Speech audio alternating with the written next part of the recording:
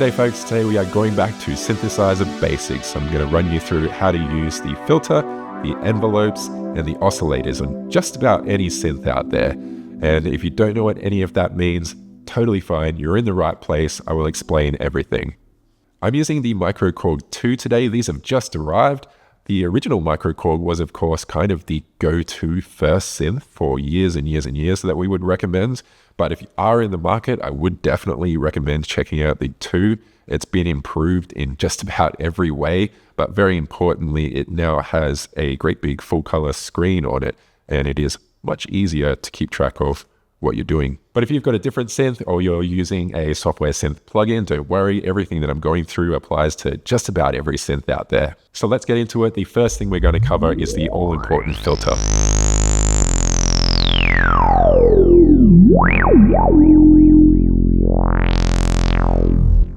So the filter is arguably the most important part of a synthesizer. It's what everyone reaches for first when they're trying out a new synth. But to properly explain the filter, we need to backpedal a little here. So the method of synthesis that we're talking about today is called subtractive synthesis. It's important to understand that a synthesizer does not trigger samples. It generates tones from scratch that you can sculpt using the various components of a synthesizer. Now, what subtractive synthesis actually means is we take a basic tone like this one and we sculpt it with the filter by removing harmonics from that original tone. You can hear as I turn down or close this filter, it's removing those high-end harmonics from that basic tone. What I'm actually tweaking here is called the filter cutoff frequency. This can change names depending on what brand and what model of synthesizer that you're using. You can see here it says filter cutoff on the screen. Some synthesizers will have this control labeled as just filter, some will label it as cutoff, some will label it as frequency, some will label it as just freak. They're all referring to the same thing. It's the filter cutoff frequency. Now, the other key parameter that we can tweak on a filter is called the resonance. Some brands actually call this emphasis, which might be a little bit easier to understand, because if I turn this up, what you can hear is that it has a bit of a sharpness to the sound now, and it's kind of putting an emphasis on where the cutoff frequency controller is. So turning it down, you can hear it's soft. Turn the resonance up. You can hear that sharpness and that emphasis on where the cutoff frequency is set.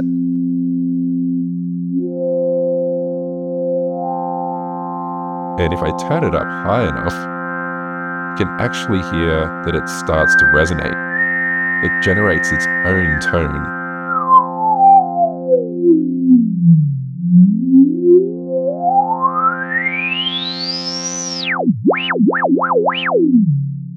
Without the resonance, with resonance, with lots of resonance.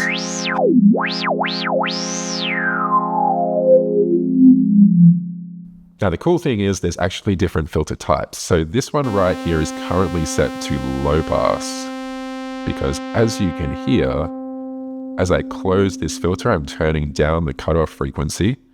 It's still allowing the low harmonics to pass through. So low pass.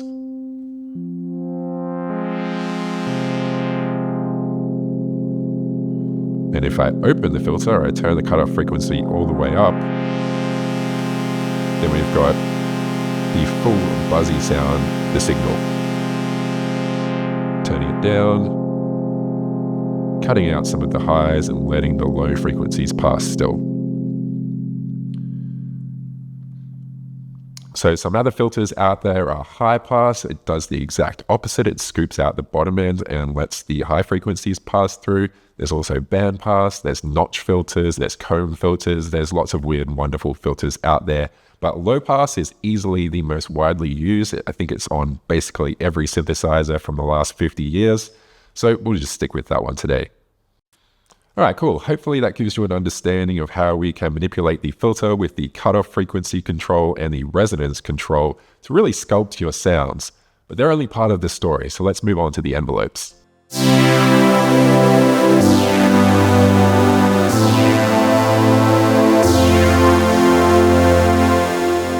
So the envelope generators are an extremely important part of a synthesizer, but they have a ridiculously confusing name. They're nothing to do with male. Sometimes they're called contours, sometimes they're actually called function generators, which is even more confusing and intimidating. But I promise you, they are easy to use once you sort of understand the basics. Now, the implementation of envelopes does tend to change depending on the synthesizer, but probably the most common implementation is having two envelope generators, one for the amplitude or volume and one for the filter. So let's jump over to the amp EG screen over here, which means amplitude envelope generator. And you can see we have attack, decay, sustain, and release controls. Now, when I push this key, note what happens. As soon as I press the key, it comes in at full volume. As soon as I release the key, it stops immediately. But check out what happens if I turn this release control up.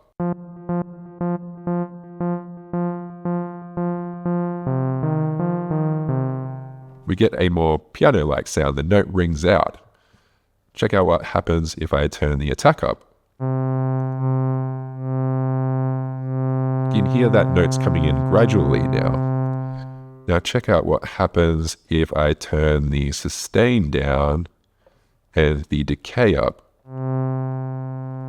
You can hear that once it hits that peak volume, it actually starts to dip.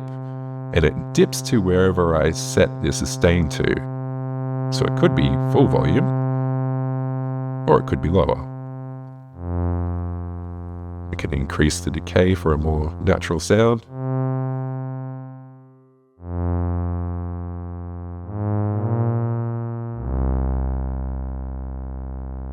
Now these envelopes are referred to as ADSR envelopes for attack, decay, sustain, release.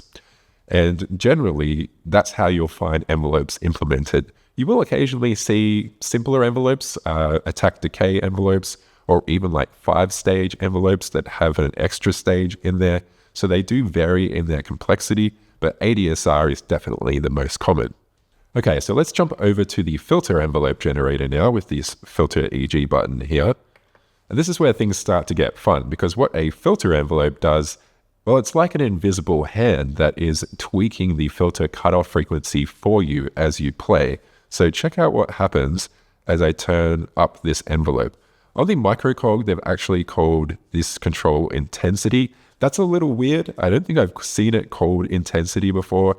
Usually you'll see a control called envelope depth, but regardless, they all do the same thing. So standard, no filter modulation here, turning it up.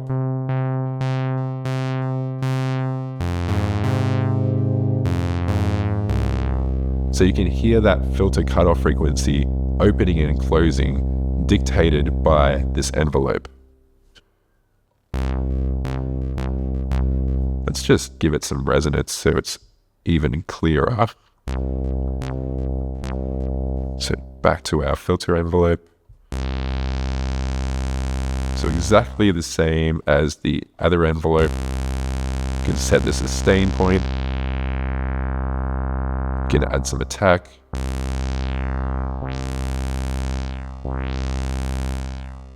It can be really slow.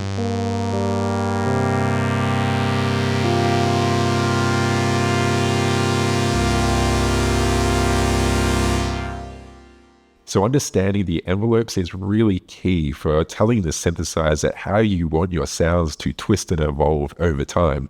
And they can be really effective things to tweak on the fly in a live or production scenario as well. Let me fire up the arpeggiator and I'll give you a quick demo.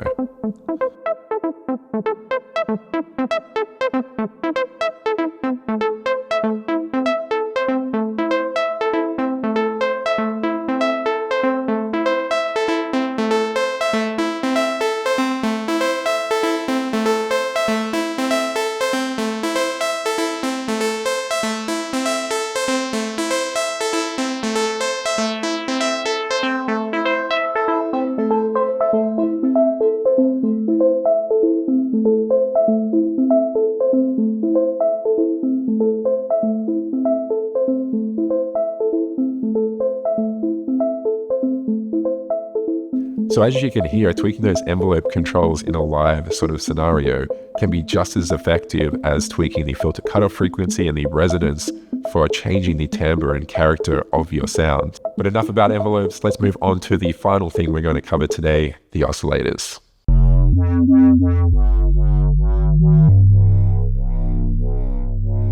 So the oscillators are the parts of the synth that actually generate the tones. So right here, all we're hearing is one single oscillator. There's no filtering, there's no envelopes in play. It's just the oscillator by itself. And it's a really basic sound. If we jump over to the oscillator screen here, you can see we have a section called wave here, and it says saw underneath. That's talking about the wave shape. Traditionally on synths, we have a few basic wave shapes to use as our starting points. A sawtooth wave is a very buzzy sound, as you can hear. But if we change this around to square, we have a more kind of hollow sound. It's kind of like an old school arcade game.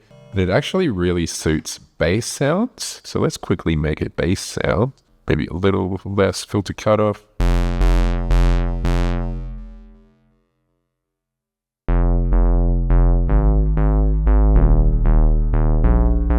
So it's got that fundamental low-end frequency coming through nice and clear, but you've still got a bit of that kind of high-end character to it. Moving the wave shape around again, you can see we have triangle and sine. These two shapes are very, very similar. The triangle wave shape just has a little bit of extra buzziness to it. If I open up this filter again, oh, it's still pretty subtle, isn't it? There's not much buzziness to that wave shape at all. But if I turn it around to sine, it's even softer. Let's go up an octave.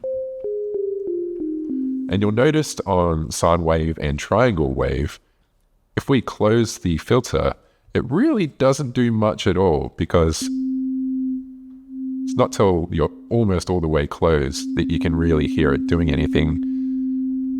And that's because the sine wave doesn't have any high-end harmonics for it to filter out.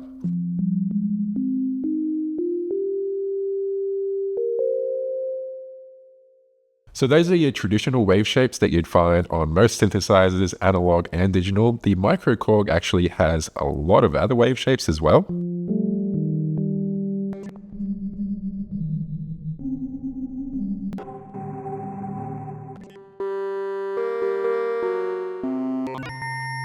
It's got all these bell shapes. Other buzzy ones. Some based on organs.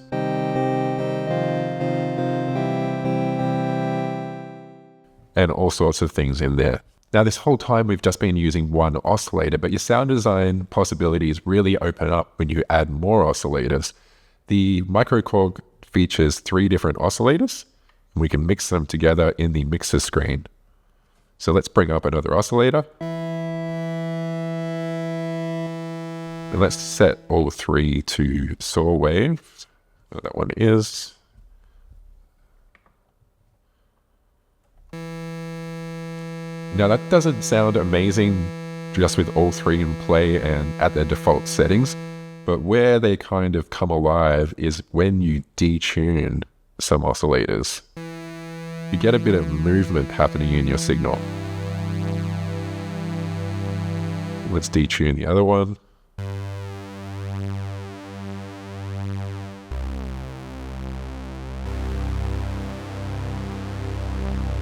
So you can hear now that that signal has a bit of life and character to it. There's a bit of movement there. So let's make this into a pad sound again.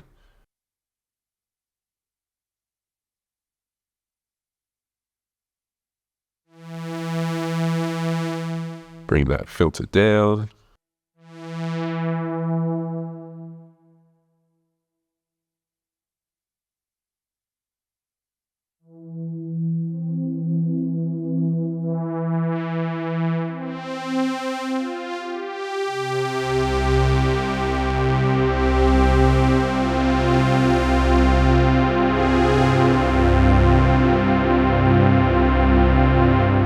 Adding a little bit of resonance.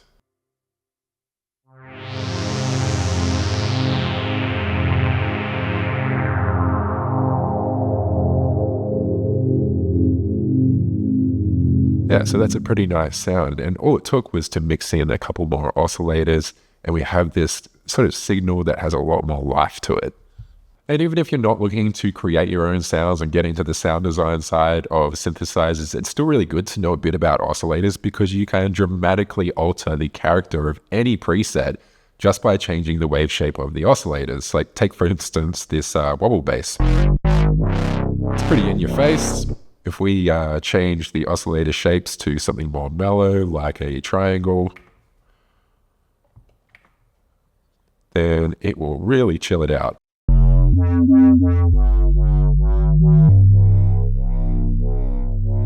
So that's it today, just a little crash course in some of the main building blocks within the architecture of a synthesizer like the MicroKORG 2.